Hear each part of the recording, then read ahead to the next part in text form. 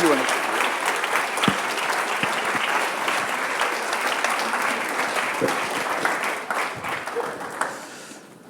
Hello, welcome to Fondation Beyeler.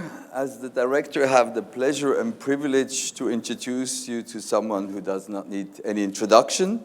Her biography, curriculum, and achievements fill catalogs and books in many, many languages. Her life was the subject of a theater play and a marvelous documentary film. I think you just saw a trailer of it. She's one of the most important artists of our times and celebrated around the world. Ladies and gentlemen, the artist is present, Marina Abramovic.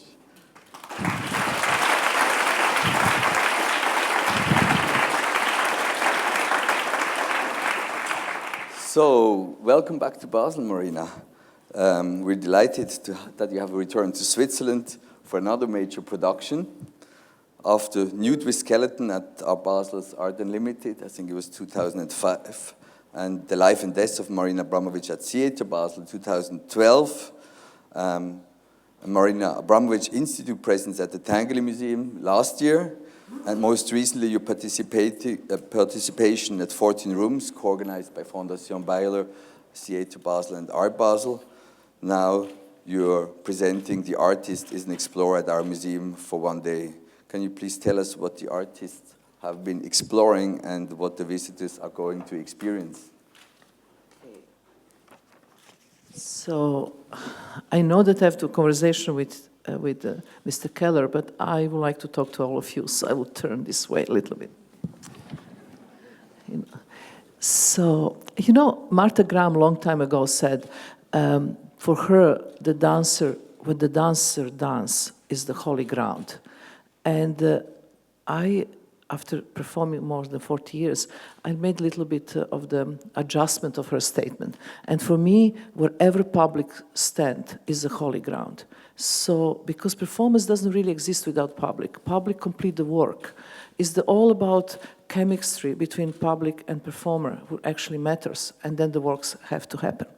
So when some invite me here actually I propose him for this huge gala he's making tonight, also to make something that normally Beyeler Foundation didn't do, to open the whole thing to the public, general public. And I propose to create a show called The Artist is Explorer, and to actually include 9 performance artists from different sides of the world. And the performance will be 6 hours. So as soon as we finish our talk, 2 o'clock, it's going to start, so you can see them right away. And I'd just like to tell you the names. I need the glasses, wait, for this.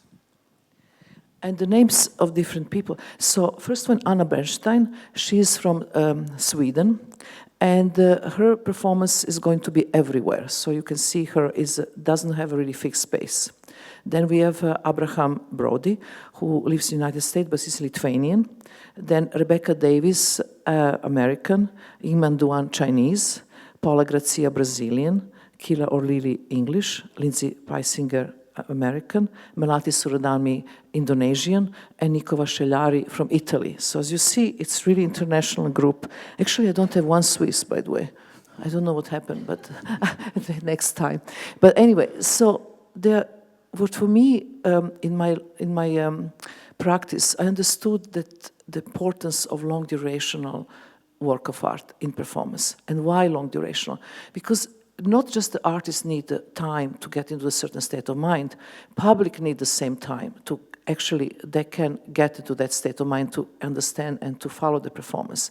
And I really would like you to actually spend time here. You don't need to look 6 hours from beginning to the end, but you can just see the beginning, go in the restaurant, have a coffee, walk in the park, also the one piece is in the park, and then come back and then see the process, because this is all about process and the different things are happening.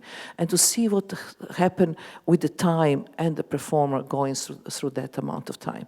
Something's changing at a very subtle level, and that's very important. It's really good performance can change your life. Bad performance just annoy you. So I hope this is going to be a good one. So what performance changed your life?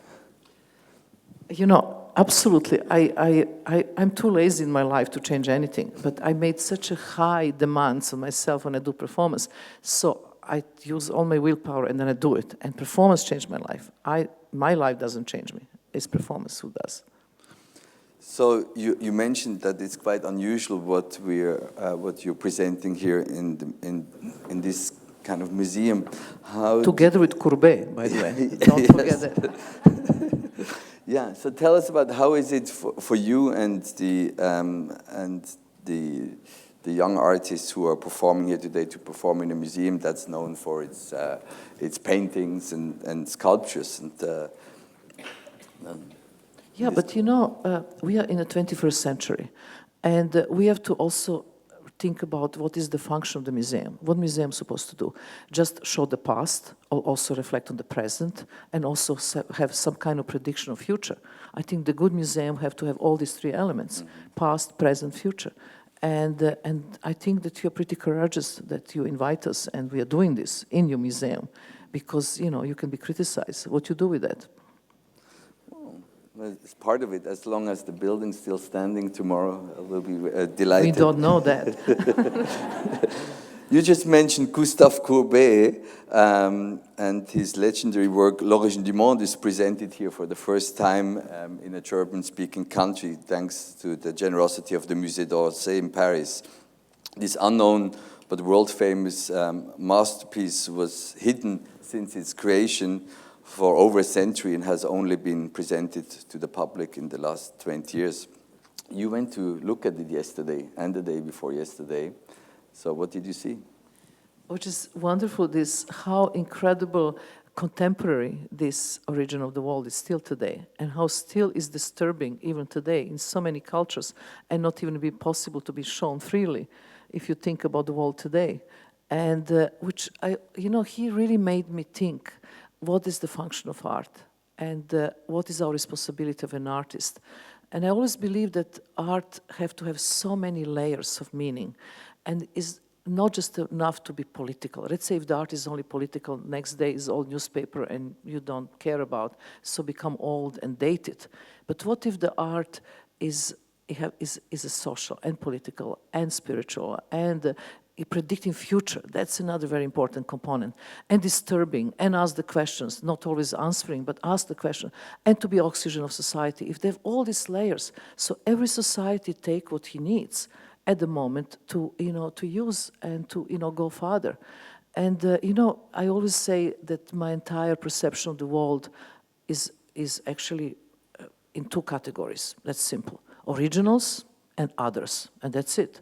I mean, talking about art. So Courbet is original, and that's a big, big, big statement. What means original? And if you think how much work was followed by that, unbelievable. And he's still not dated. It's interesting to say these things. Both artists are dead now, but I went recently, it was maybe a few years ago, I went to Pompidou Center to saw the retrospective of Rauschenberg and Yves Klein. And when you see these two people, they're wonderful artists, next to each other, what you get? Rauschenberg is dated, Yves Klein is not. Because Yves Klein had so much elements that we can use today in the 21st century. And Rauschenberg was based on a certain period of time. So it's very important that art cross these borders and not being dated. When you're crossing borders, as did Courbet and as you did yourself, both of your works have often caused controversy. So what is the function of provocation in your work, and how do you take public reaction into consideration when you're exhibiting? Provocation, I'm not interested in provocation at all. I'm interested in the concept. I'm interested in what I want to say with the work. And provocation is not in my mind. If this causes provocation, this is a side effect, but it's not the aim of the work. It's just the reaction of different people. Art is a little bit like a movie, Rashomon. In the Rashomon movie, there is 7 people in the forest. It's a Kurosawa movie, very beautiful one. And there is 7 people in the forest, and they're doing different things. Somebody's walking, somebody's climbing the mountain, whatever. And in this forest, there was a killing happen.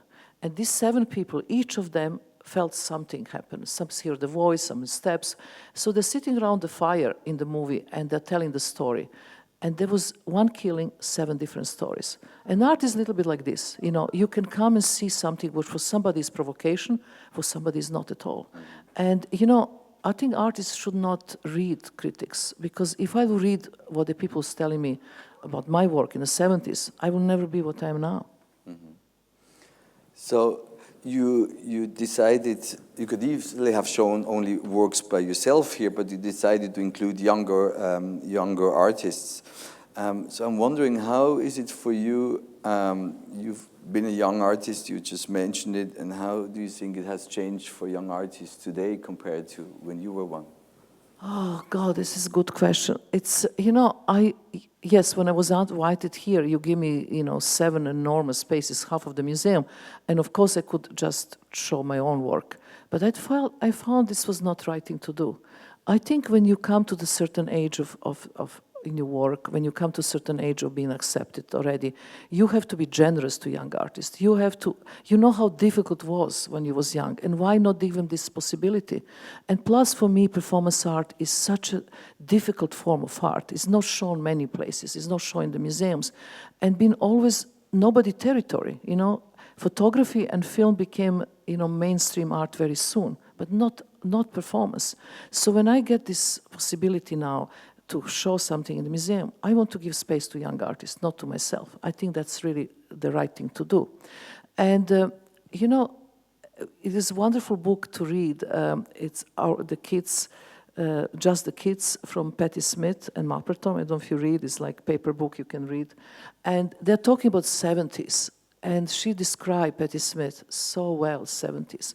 How in the 70s there is certain kind of naivety, how the art was not commodity, how the art was not about money, how the people have to make the art because they believe in it.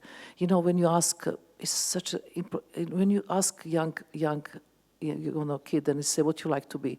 And if he answers you, I want to be an artist, forget it. He's not an artist. You can't ask, you can't wish to be an artist.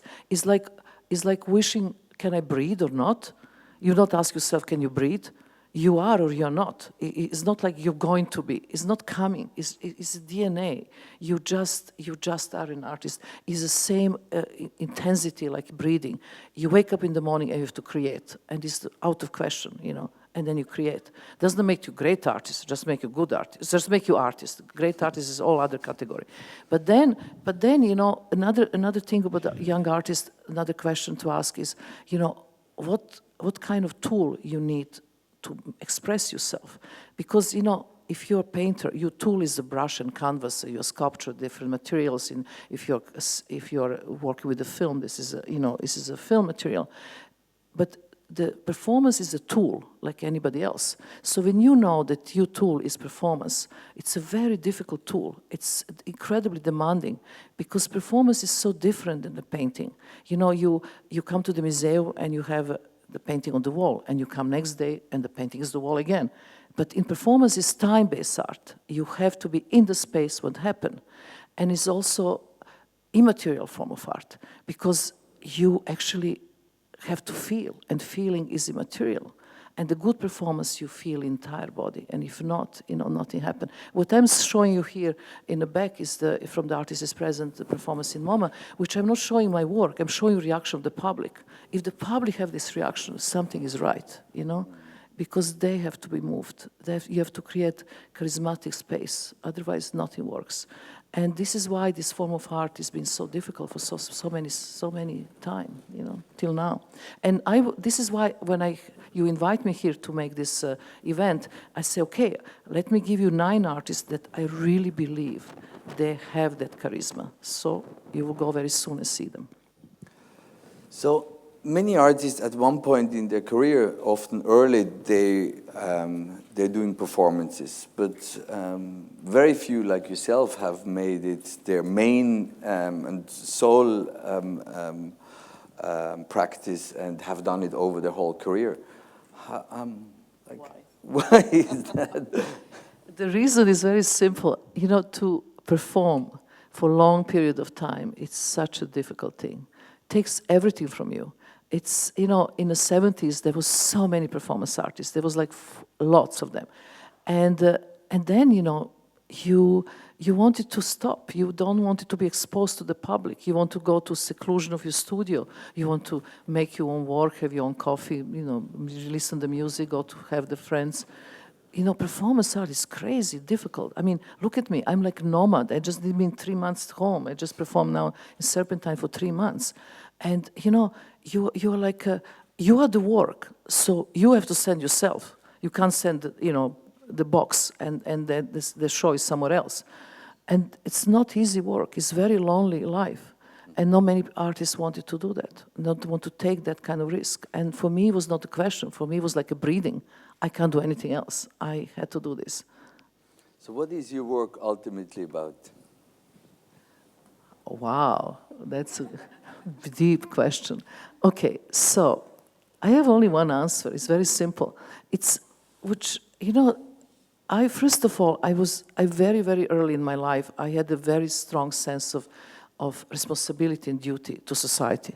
I really believe that artists should be servant of society. It's very difficult to say such a statement, but I really think should be, because art have to have purpose. If art doesn't have purpose, it's like I don't know, it's like decoration. Like, you make yellow paintings to match your yellow carpet on the floor. I mean, no, I have to have purpose. And I think that I had this sense of purpose very strong for a long time. And taking the performance work as my main tool. Of course, I do other things, but performance is main tool. To me, it was very important after 40 years of career to go into this state of mind to find out, but what I'm going to leave when I'm gone.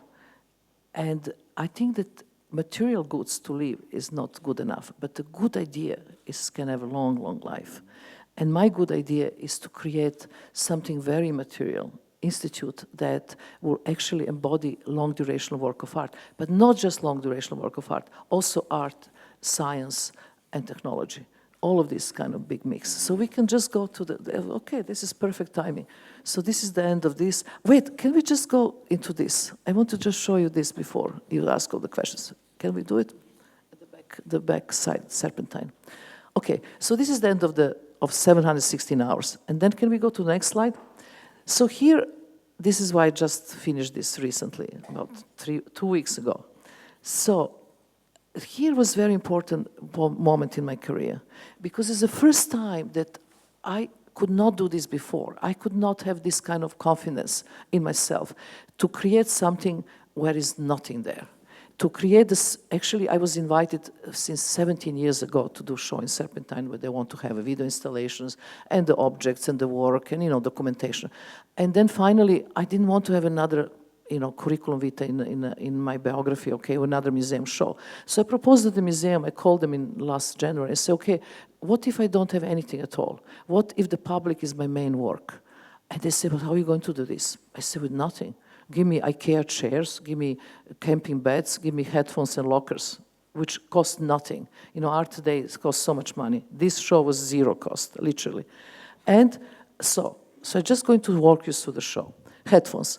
First, before people come into the space, every morning, this is 8 hours per day, every morning I open Serpentine myself because I become my house, and I say hello and good morning to everybody and shake the hands. So the people come in, and they have to leave their phones, their computers, their watches, bags in the locker, and they get the key. Then they get headphones. And the headphones completely block the sound. So you're inside the space when you don't have any of these gadgets with the people you don't know, and you don't hear anything. And then start a real interesting experience. You actually turn into yourself. And I had the helpers and working with me that helped me into this whole experience. And it was in less than 3 months, we have 125,000 people came. It will be much more, but we had the amount of lockers, so we could not get more than amount of lockers, which is 125 per time. And the people just stay forever. Then, so this is the headphones. If we just go a little, okay, just to show you the moment of the experience. Then we have beds. So the beds was, again, just simple camping beds that the people go there, headphones again, block the sound, close their eyes, and be together, but in the same time with themselves. which was interesting that we could have all kinds of people who will sometimes even never come to the gallery because the entrance is free. First, that's very important in Serpentine. So we will have, people coming together. They will never even be in the same space together, like a Bangladeshi housewife together with science fiction writer, with the kid, with the person from Gaza, with the Palestinians. And then we have a different gadgets and different experiences during these 3 months. They will be blindfolded. So how the people can react if they don't see and don't hear, and what the senses they can actually, experience. The blindfold, it's very important because you can start to feel in very different way. So people stay in that blindfold space for a long, long time, experiencing this kind of stuff. Then we had a part of this, we have something like platform. Platform is just a space in the middle. We will ask people to come, stand, and do absolutely nothing. And that platform became incredibly important moment. The platform of kind of togetherness. And people will not leave. They will forget the time, 3 hours, 4 hours, 6 hours. We have just chairs. We have them look in different colors. We just kind of show. All these are like gadgets in order to experience something with yourself. This performance will never be possible maybe 10 years ago. But now we need it so badly. We are become consumption junkies. We are completely fucked up with the technology and computers and watches and all the shit we are doing. So we have to actually cut all that. We have to go back to simplicity. Once of the great Nobel Prize writers said, the human brain didn't change for 30,000 years. Technology is changing every day. It's becoming more and more advanced, more and more complicated. If we don't go to simplicity, we are lost. So this is the kind of idea to create a small platform which performance take place, which audience take actually part and become part of it. On the end, I was working with the public. The last 3 weeks, I didn't. Because things happen without me. Is Lindsay here somewhere? Lindsay Peisinger? No, she didn't. Anyway, she was another person. We worked together in collaboration, Lindsay and me. And this is just looking primer colors, as long as you want. Yellow, blue, and red. That's it. And see how the colors can work on your nerve system. Blue calm you down, yellow make you nervous, red makes you strength, and so on. I mean, this is how the abstract painting works. So to understand all this simplicity, and then on the end, we just kind of blend in. We was not anymore even performing. We was just part of anybody else. We become audience. We become participators and viewers in the same time. And this performance, I think, is ground stone for a completely new way of seeing work of performance art. It also had the incredible... Counting rice. Oh God, counting rice. This is a great exercise. You count the rice. I mean, this is like counting sand, grains of sand. It's not important how much you count, 3 hours or 20, or what you achieve. It's a process, what's happening in your head. In the beginning, you count, you're interesting. Then you get bored. Then you say, what the hell I'm doing counting the rice. Then you get angry. Then you want to succeed. Then you give up to succeed. And on the end, you understood that the counting rice makes you calm and makes you taking oxygen in your body in the same amount, in the same low speed, and totally change your attitude about life. It's incredible. Very simple exercise. And that's the platform, which was very important. Very simple platform in the middle of the space where the people come and stand. And on the end of the day, will be hundreds of people come and stand just together. They'll never be there together in normal life. In different religions, different social groups, different ages, they just stand. It was really moving experience. For me, this changed everything. Do you also have pictures from your slow motion walk? Can you go just back this picture, please? Can you go back one? Look at wonderful. This is just family. They just came and they just stand there. And each of them had their own different individual experience. Yeah, okay, sorry. It really had an incredible energy and to get a feeling of togetherness of people. So Sam was there, so tell me your experience. Yes. One of the things that I really loved is the slow motion walk. When you're in a museum space, you're usually by yourself and you're oriented from artwork to artwork. What happened there was no artwork. The artwork was what happened between the people. You and was that. very different very different people, all in the same space, moving very slow. And first of all, you were with yourself, but you were with other people. And you had somehow, magically, it happened that no one was bumping into each other. Everyone was somehow automatically blending in. And then after a moment, you stopped thinking and you just like carried away. It had a really unique energy. What is this concept of energy like that? It almost feels like you're working with a material that is energy. You know, lots of this experience is nothing new. I just pick up from all the kind of different workshops around the world. The slow walk is really coming from Vipassana meditation, which is really known. Mm-hmm. It's just that I put them together and put them into the museum context, mm-hmm. which, you know, you don't need to go to India to do this. You do it here and you can take it to your home and continue. So it's like how I really try to get right mix, which I call Abramovic method, mm-hmm. which actually worked for me and I hope to work for anybody else. And you're not forced. You can take it, you see it works for you, you take it or you not take mm-hmm. it. That kind of freedom. There's nothing here that you have to do. Like when you come to the Serpentine Gallery, you can just observe if you want and do nothing mm-hmm. of this. Or you can do everything and then observe others. So that freedom is very, very important, you know. And then the people who help us, you know, apart Lindsay, it was same time with me 3 months, and the rest was, we had 56 people who was, you know, coming every day. There would be like 9 people helping us. And they go through this process. And by going through this process, they changed their life too. It was incredible. We were sending energy up and down every day. And there is one wonderful image that I like to show you, which we just bound it together. Every day, you know, it's not easy. It's 8 hours a day, constant interaction with the How did you survive that? I'm still surviving. I'm tired beyond the belief. I have to go home and rest as soon as this is finished. And then we done diary every day. You know, we will done diary. Still is on the web. You can see it was diary, and you know we didn't. And that was the one thing that was very important. This was 54 day. Oh my God, this was close to the end. Good. You really give everything, and the public loves you, but it also feels like you love the public. Can you reveal us the secret of this lifelong love affair? But if I just said before in this talk that I always believe that whatever public stand is holy ground, mm-hmm. this is my respect to the public, mm-hmm. because I really performance work depend from the public. You know, there's so many artists have different opinion. They say, I will make you work for myself, I don't care. Or I'm performing and I don't feel presence of the public because I'm in myself. I don't know, this is their opinion.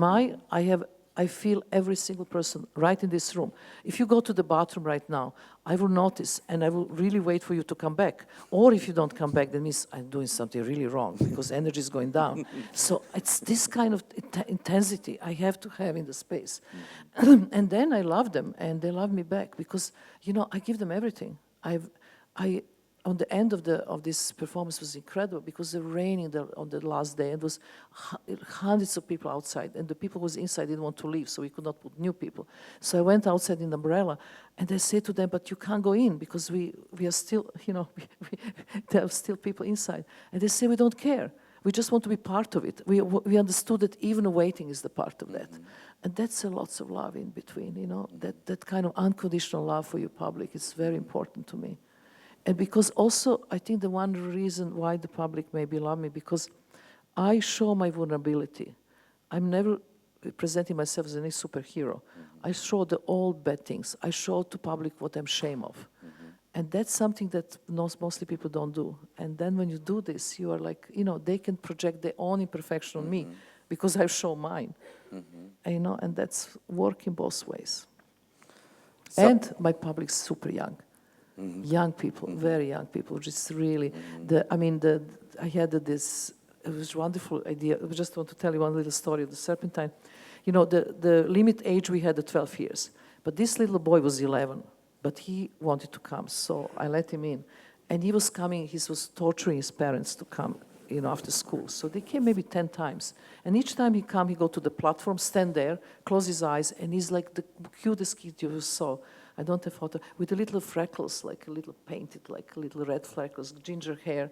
And he just stand there with closed eyes. And after 10 or, 15 times, I really interview him. I say, but you know, why like this platform? He say, you know, it's very important to me. When I come home, my home is so messy and I have to do so much for school and my room, always, you know, I throw things around.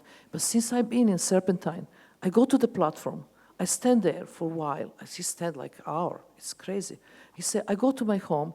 I stand in the center of my messy room for an hour, and then everything is okay. Wow. That's deep. The room cleans up by itself? This is deep understanding, and he's only 11. So that means I'm doing something good. So when you were doing the Artist is Present at the Museum of Modern Art, that really changed the experience of the public. And I would like to know, it also changed the paradigms of what an exhibition can be in a museum. But many of us saw your film, and I was surprised when talking to you that you remember so many people from that. You knew whether their names or you could tell a story about them. How was that from the perspective of the artist to sit at MoMA for so many hours? It was unbelievably intense experience because, you know, I have the people who come. You know, there was a people who come more than 20 times to sit with me, who have to wait for a long time. There was this guy who sit 21 times, he tattooed 21 times on his arm, and the first day he sits 7 hours all the way. You know, it's I mean, you remember this kind of people forever. And you know, to me, one of the most touching things was in MoMA. There was 86 in MoMA. It's such a huge organization. 86 the how you call them, security guards, you know, to keep the works. And all the security guards in the museum, they will go home in the free day. They will come without uniform, wait in the line and sit with me. And this never happened. Just the normal people who just stay in the museum all day to, you know, guard the paintings, so that you don't think they will come for the free day to just sit with me. Something emotionally was unbelievable, really happening. And after this, you know, the MoMA, I stood from this chair and I was really changed. Everything was changed. I felt this very deep commitment to public, and I have to continue. Same with Serpentine. We have to continue. We have to do something else. And this is how the idea of institute came, you know, to me, that I wanted to make institute for immaterial form of art.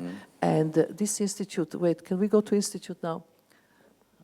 Somehow, it's so funny. I love the graphic of my institute is red and white. And this is like your flag is red and white, but this is also Russian. There is something really strong, revolutionary, red and white. So this is I first called Institute Marina Abramovic Institute, and then I start changing name, and I think it's not about me anymore. It's Many Artists Institute. It's the same logo, but let's say Many Artists Institute, because it's about that. So, should we go next? So what is the Institute about? It's, no, we have to go for where we are. You know where we have to go? Yes. So, this is what it is. Go back. Is a platform? Yes. Now, MAI is the platform of immaterial and long durational works in every kind of category: science, technology, and art. Okay? And then we have this. What this makes? Opera, music, theater, dance, performance art, film, video, science, technology, nature, and undiscovered form of art. I like to include things that are not even discovered yet, but I'm already including them. This is thinking future. And then is, you know, for education, collaboration, humanity, science, technology, and so on. Yeah. So can you please tell us what were the reasons for you to found it, and where it stands now, and where you would like it to go? You know, I'm completely in a changing process all the time, because what happened when I 4 years ago, I got the building in in upstate New York in Hudson, and the building is, you know, very big, old theater building built in 1934, and I asked Rem Koolhaas to actually create a master plan. And for the master plan, we have to make Kickstarter, you know, which was a really new form of sponsoring, and in 1 month we got 665,000 euro. No, dollars, sorry. Dollar, just on people giving us any amount of money of $1 till 10,000. 10,000 is the maximum you can donate. So we got all immaterial prices for this. If you give me $1, you get a hug. if you give me $1,000, I will look your eyes on the computer for 1 hour if you're in New Zealand. And we just have this connection. Or I take you to the movie. Or, everything is immaterial and personal. I just doing now the hugs on the 23rd in Serpentine in London. For everybody give me a hug, they can come to Serpentine Gallery and hug me. But you have to have proof that they actually donate $1. But the most important for 10,000, my favorite. So for $10,000, what you get? If you really give 10,000, you get nothing and you're not mentioned. and this is absolute important Buddhist approach, because this is, when you give 10,000, you want to mention everywhere, you want to have names all over the place. But this is, I want to see the commitment that is immaterial, not by name, not by that you are, you're rich and give me this money. But what about just believing in the concept? Mm-hmm. So you don't get anything, but the concept will happen. So now we have this money. All the money went, it was last year, to the architects. And now we are totally stuck because architects asked 31 million to make this concept. And I will spend all my life doing it and I could never make it. So now we are in the moment thinking of creating title for that 31 million concept called Utopia. Mm-hmm. And really absolutely more actually concentrated on immaterial aspects.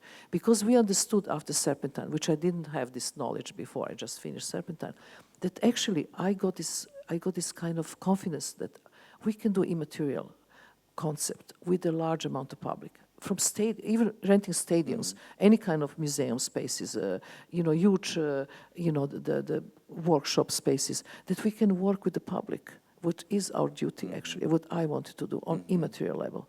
And that, that means that all the money for our support will go for this kind of events, rather than creating actually architectonical landmark, which doesn't really, is colliding with the idea of immateriality. But this is all new ideas. We didn't go anywhere yet, which I just finished this Serpentine, and that's what my thinking is going. Because what means being material? You have to really live to that concept. And this is a big decision to make. And now I'm going to New York, in 3 days, and we have to discuss with architects what we're going to do from here. An immaterial building. Yeah, it's because, it's us who make the work. It's not the building. Yeah. That's the whole idea. What do you think about this? I want to know. Because I'm just sharing this publicly first time with you, so I want to know. I also think if immaterial is so important, and what happens with the public is actually what happens in the performances. Why spending so much money and energy on bricks and mortar? I think it's better that it goes into the content. So this is where we are right now, and then we have really literal invitations all over the place to go to Australia, to Brazil, to Europe, and I could imagine to create a material institute once for 1 month. You just give us this place or part of the place. We can do the workshop. That's possibility. Good. You don't need to promise right now, but but just let's see future. So, with your show 7 Easy Pieces 2005 at the Guggenheim Museum in New York, you have proposed the possibility of reenacting historical performances by other artists. And I think the 14 Rooms show curated by Klaus Biesenbach and Hans-Ulrich Robrist has been inspired and informed by your initiative to reenact performances. So what are your thoughts about this concept that seems to me coming from like music in art, and what were your experiences with it? Reenactment, I had so much criticism when I started. But the performance he was copying by other artists anyway, all the time. But not just artists, MTV, theater, film, fashion, design. And they would just take elements. They would just go through the books and say some good images, and they would just kind of appropriate to their own things. So I was fed up. We in the 70s, we was doing the work which we didn't have any credits, any money. And then the fashion designer would come and create this fashion with the same images and get tons of money for this. And I think it's so unjust, You just can't take people work and appropriate, and not even put the name original where they come from. If you take a, the citat from the book or a piece of music, you have to pay for the rights. Performance as nobody territory, nobody was doing anything, and nobody even know where original work was. And I was so angry on young curators who will curate young artists, who will copy the works, and they will write in the newspaper, in the catalogs, this brand new work. I mean, sleeping in the gallery. Sleeping in the gallery, I will not mention names, but there was really old concept from the early 70s, and then they come sleeping in the gallery, 80s, like a new concept, in the 90s, and now is again, I don't know, somebody sleeping in the gallery. It's like all brand new thing. It's bullshit. It's been done already so long time. So the idea was for me, okay, I'm one of the few people who perform still, so let's make a kind of lesson to everybody if they want to follow. If you want to reperform historical work, first, ask artist is living about permission. Pay for permission. If artist is dead, there is always his how you call the trust fund or whatever presenting artist. Ask them, estate. Ask them and give the permission. If you don't get permission, don't do it because respect the will, or then you pay for permission, you understand original work, you can make your own work inspired by this, but in the title of your work, you always have to mention where the source of material comes from. This is the most decent way to do it. So to do that, I demonstrate this in the Guggenheim Museum, called 7 Easy Pieces, which I reperformed some of my work, but also artist work that I admire, and I was not able to see live because I was in Yugoslavia at that time. So there was and I asked one artist specifically, Chris Burden, to reperform his transfixed piece, being crucified on Volkswagen with the golden nails. And he said no, and I respect his will, and I didn't do. So I done the Bruce Nauman, I done Gina Pane, I done Joseph Beuys, I done Wiley Export, I done, what else, I can't remember, Vito Acconci, and 2 of my pieces. And what I done with these works, I study like archaeologist. I study all thing, how it was done, and I add time to each piece. So some of these works was like, 45 minutes, or it was 1 hour or 2 hours. I made each of them 7 hours. I just add this long duration of time. So this was my contribution. But if you look the book, 7 Easy Pieces, and you see the title, like Joseph Beuys, it was written, Joseph Beuys' work talking to Dead Hair about art, performed is 73, reperformed by Marina Abramovic in 90,000, blah, blah, blah. So that's how it should be. And, still is a mess. Nobody is respecting anything. It's very hard to deal with that. But this was my proposal. And just want another thing about the reperformance. And of course, people are hating this idea of performance. They say, no, performance was done in that time, you can't reperform. But my argument is this. It's better to reperform piece today than seeing the material in the book dead or bad video. Because, performance art is life force. The performance art is life art. You have to perform. It's like a dance, like a music. But the only thing that I really worry about is about quality of performance. Because this is like a music. You have a lousy guy who play violin and play Bach, or you have a great virtuoso who play Bach. So we have to have some kind of the criterion. Who can perform these pieces, who not? Because you can really have the shit, or you can have great piece. You just mentioned the question of how to document or archive performance. You also credited in having invented new ways of doing that, also selling works that were from performances. Can you tell us about your thoughts about that?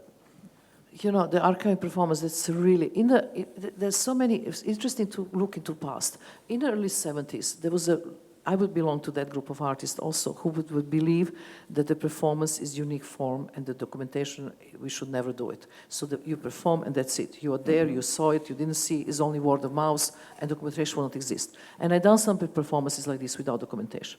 And then I changed my mind.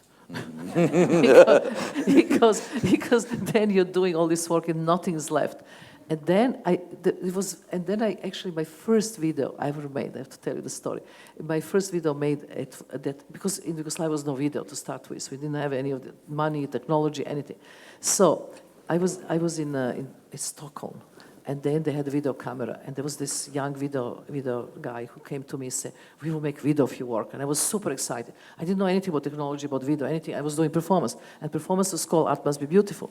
So I didn't give to this guy any instructions because he was going to make the video.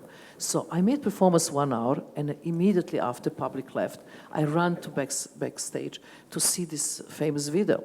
And the video, I went out of my mind. This was the most piece of shit I ever saw in my life. The guy was moving camera everywhere. I was doing something with my face, he was filming my legs. He was going left, right, doing zoom, solarization, going black. I mean, like every single the trick you can use in the camera he was using, because it was new media, he was just exploring. But it was absolutely nothing to do with my work. So I asked him, even was live documentation, to delete it on the spot, literally. And he deleted all thing right in the front of my eyes. And I say, okay, now what am I going to do? This was my big lesson. It was good it happened.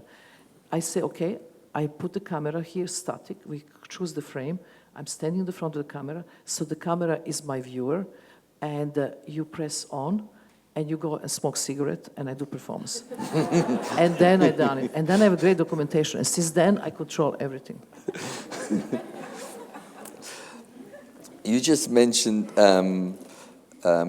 Yugoslavia. You were born in what was once called Yugoslavia, and you have also made works relating to your native Balkan region and culture and its traditions.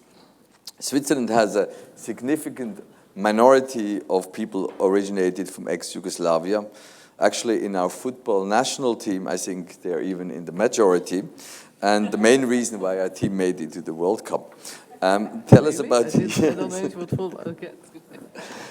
Can you tell us about your roots and how they affect your work as an immigrant and artist?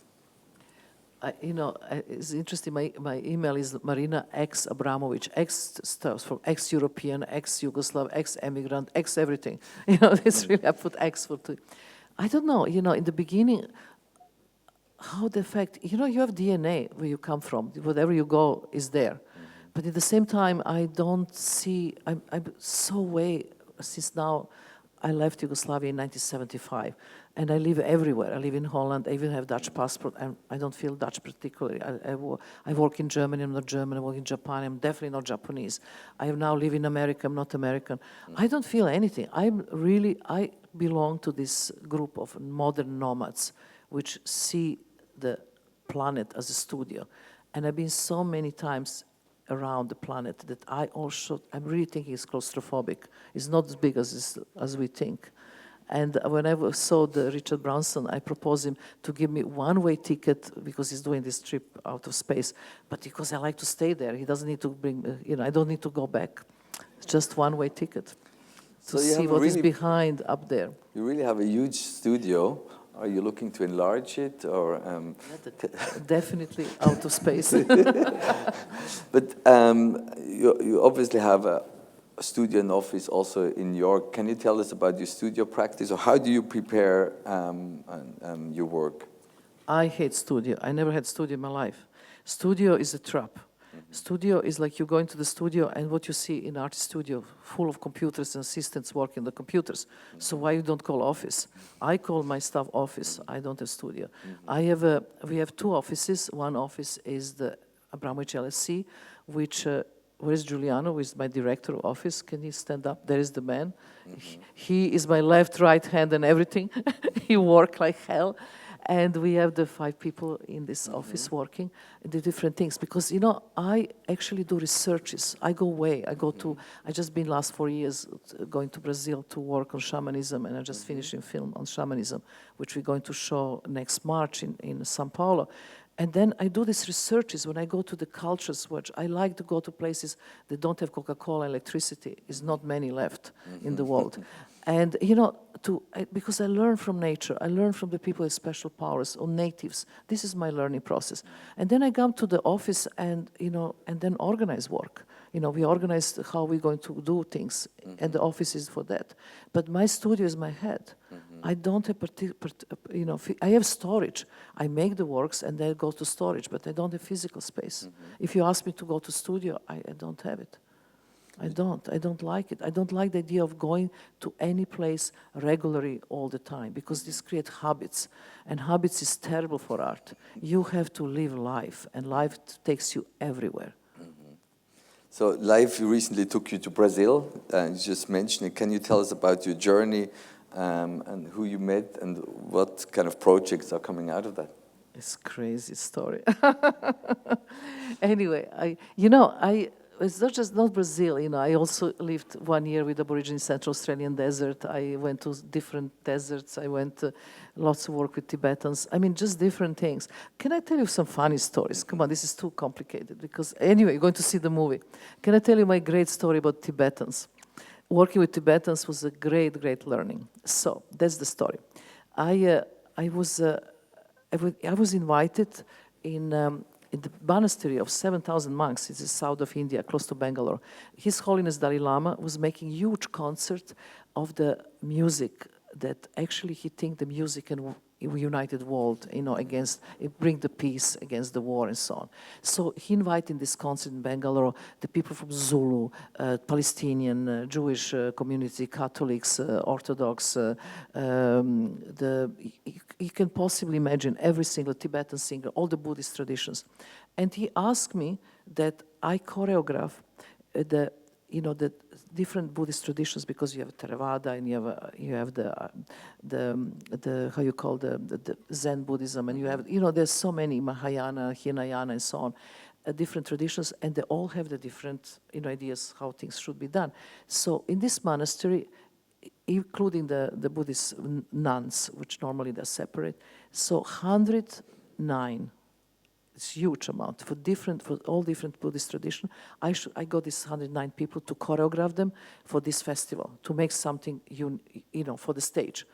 So it was huge job, and I have to stay 1 month there. So my idea was, okay, what are you going to do with this high? Because they have to come into the stage very fast, do their own, the performance, and they go back because other groups are coming. So it's really, you have to learn them to come to the light, to do the stage presence and so on, which normally they don't do in monastery.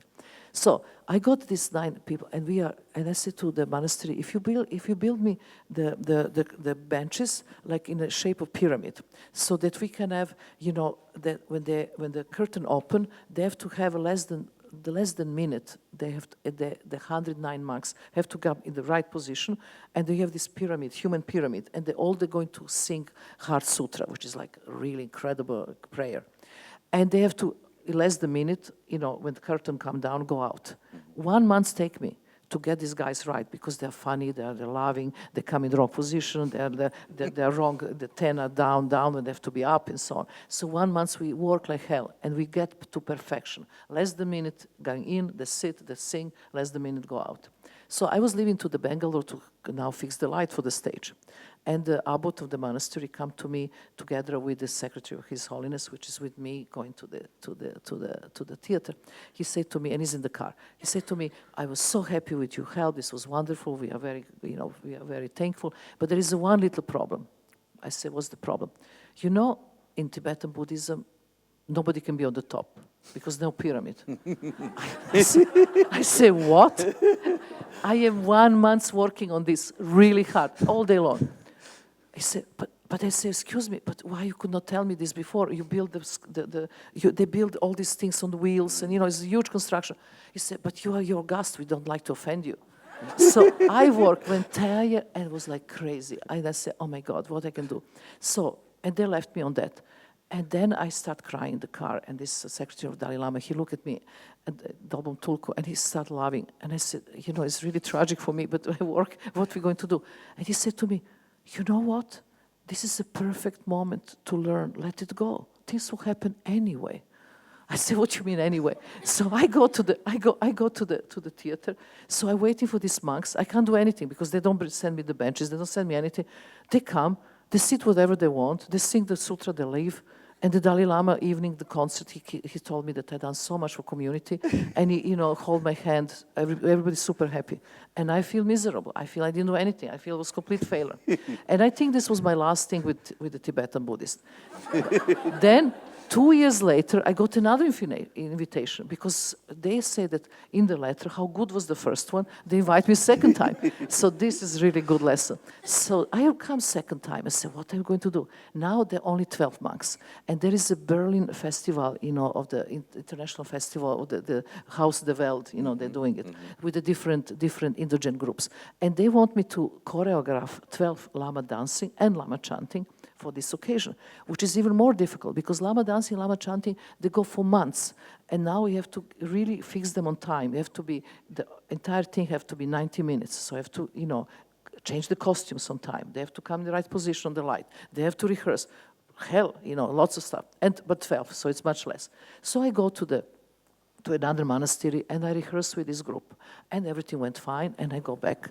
So now, 1 month later, and we have the same translator who is wonderful. So 1 month later, we have to wait. I say to them, they have to come at least 1 week because 1 month is a long time. They forget everything.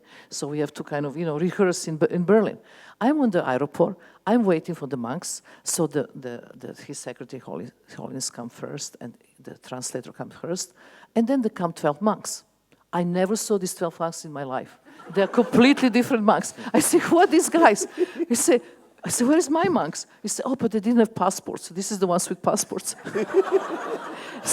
so the Tibetan, the secretary said, okay, you know what you have to do? Let it go. That's, this is funny, but it's incredibly important lesson in life, which I learned in performance. That's what I just bring to performance. In my performances, I put huge tasks, and everything is hard. But when the performance starts, everything in that space, in that room, the public, the situation, it's there, and you do so much effort. But then, in that period of time, when you claim performance, because performance is a structure when you actually construct in the front of audience with the precise time and precise moment which energy happen. And in that moment, in that period of time, whatever happened, light stops, earthquake, whatever, is a part of the piece. And you have to learn to let it go. And this is also a wonderful text to Maria Callas when she said, when I'm performing, the most important part of this whole moment, that half of my brain is absolutely in control and there, and other half is loose and free. And you have to have this loose and free all the time. You have to be ready to give up everything, but you have to work towards and put everything there. It's a contradiction in terms, but that readiness, that you have to let it go. This is learning about life, and that's more than anything you can learn. So I learned a lot from them. This is just to answer you about my traveling. I promise we're going to try to let go this afternoon. Oh, very well. But before we let you go, I have two very important questions. Are we asking anybody a question? What about my audience? Maybe what we could do is you could allow some questions, or you could tell us one of your great jokes. No. We'll ask 3 questions, then everything is in balance.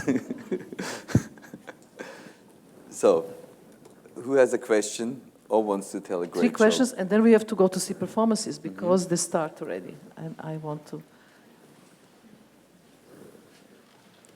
Yes. Please.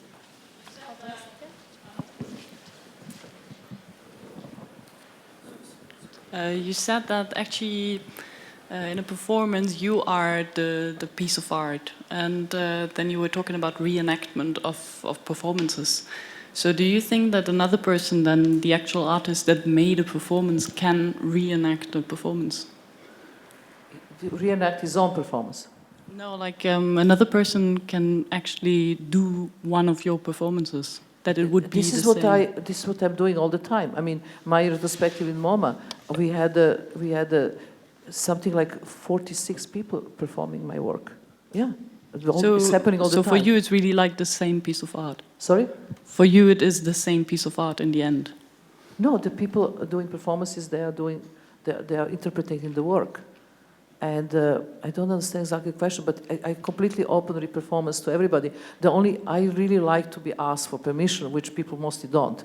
but I think that would be decent to ask. I don't like to give permission for the works that make you endurance, that you can have physical pain, that's in life danger, which I done, because I'm responsible for my own life, and that's my responsibility. But I don't want to be responsible for somebody else. But there's so many other works that people can perform that I did.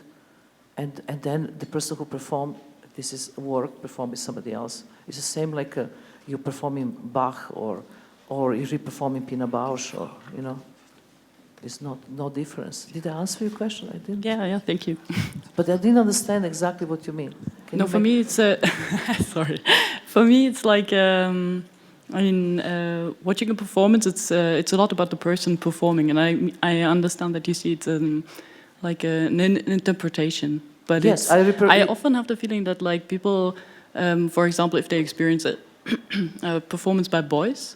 And then someone else would like reenact it, they would always have the feeling that they kind of missed out on something because they didn't see the actual artist that invented it performing it. Of course it's true. But what you wanted to have, the Boys is a very good example. It's very interesting. Boys, when he made the performance, which I re-perform, exists only one photo and nothing else. And there is no any registration. I went to his wife to get permission. And then she showed me video documentation, who is absolutely not allowed to see because she put veto on this, and I show hundreds of photographs, which I actually can reconstruct original performance that nobody ever saw, except maybe 20 people at that time.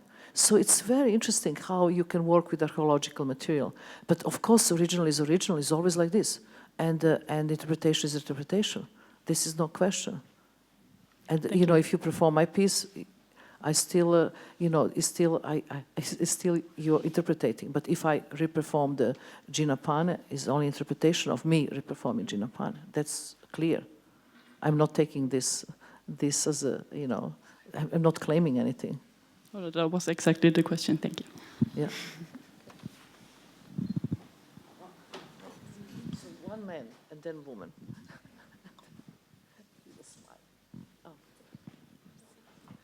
Hi. I was my first time in New York.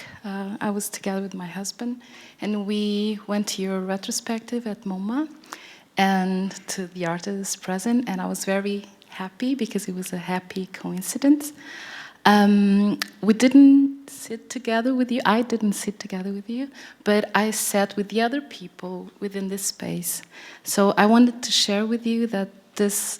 Just sitting there among all these people was really also very emotional for me. So when I heard about this talk, I was very happy to come and experience this sitting together.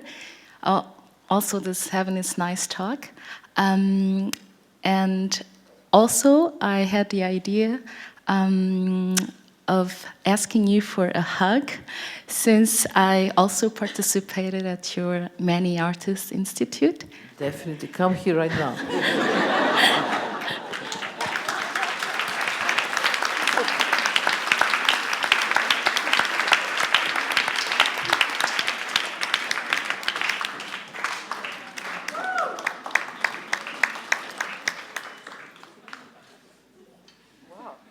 I think that was a particularly nice question. I'm doing the hugs. I just want to say, today with Abraham, there's a performance here which somebody is inspired by my artist is present. I invite him to perform this piece because I think it's so beautiful. He's a violinist, and he asked any of the public to sit in the front of him, and he's looking his eyes into your eyes and play violin just for you. So that's the performance, and he's doing this 6 hours. And because 6 hours is a long time, and his hands are very fragile with the violin, he have one bucket with cold water and one with hot. So after some time, he put his hands in hot water, cold water to regenerate, and then continue playing. It's a beautiful piece. We're going to see very soon. During your very interesting talk, one question came into my mind. What do you think when you will have been passed away some far days ago? What will remain from your kind of art? I'm busy with this every single day. That is in my mind all the time. I even make my Life and Death, performance with Bob Wilson. So this is, you see, we are talking immaterial art. This is why this Institute of Immaterial Art is so important. And I would really love you to actually go. Can we go to the website of our institute? Because in the website we are creating just now this immaterial magazine, which so many material that I would love all of you to read and be part of it. You can donate from $1. Everything is always $1 to, I don't know, whatever you want for us to exist. But it's really important to continue because I'm really interested in how I can transmit my knowledge into young generation of artists, and they're going to take it over. And and they will do their own work, but it will be, I will be in spirit there. But definitely, it's energy who stays. Energy is a mathematical thing. If as much energy you give to somewhere, this energy stays forever. I believe not the physical existence, but energy. That's what I believe. Do I get also a hug for free? Sorry, what? Do you mind giving me a hug for free? What? A hug? You want to say also a hug? No, $1. No, for free. $1, but you have to go to the web. Then I'm not sure. Free hugs. Where we go with that? You want to allow a last question, or? Yeah, last question. Okay.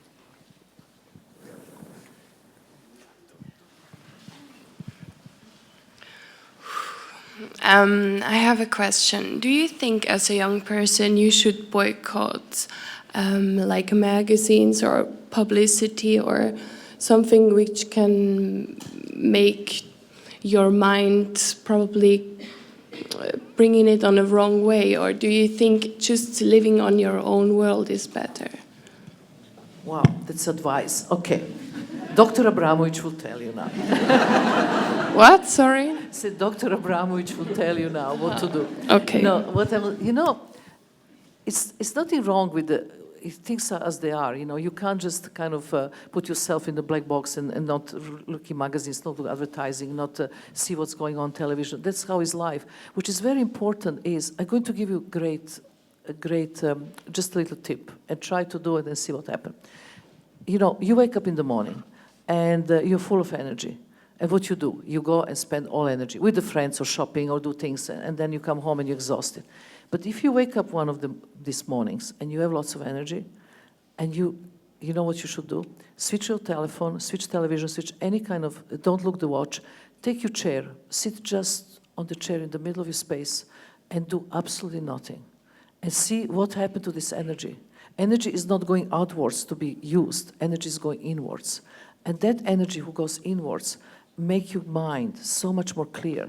And all questions you really have to answer, mind will give you answer. But that we have to do in that way. Because we are spending things out. We have to collect that energy, not to go outside, but to go inside. So try this 3 times and let me know it works. Can I have your phone number?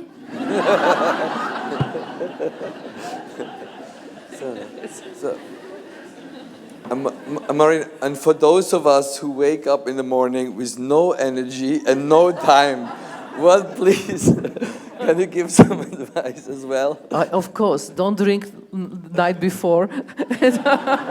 No, but I want a part of this. I just want to say something honestly. This working here with the group of artists, we are here in this museum and creating this whole thing that you're going to see. It's been incredible. I don't know, is this Switzerland or is it just Beyeler? But it was no one problem. I'm almost worried it was no problem. It was the most smooth, the most professional. Your crew is fantastic, and really thank you for that. I think I've never been in better space. And each artist, always when you're working with the group shows, there's always fight about the space. Always one artist a better space, a smaller space. Here, we all had a big space. Everybody's super happy. I think we should go and see performances now. Let's see if they're still happy. Thank you very much.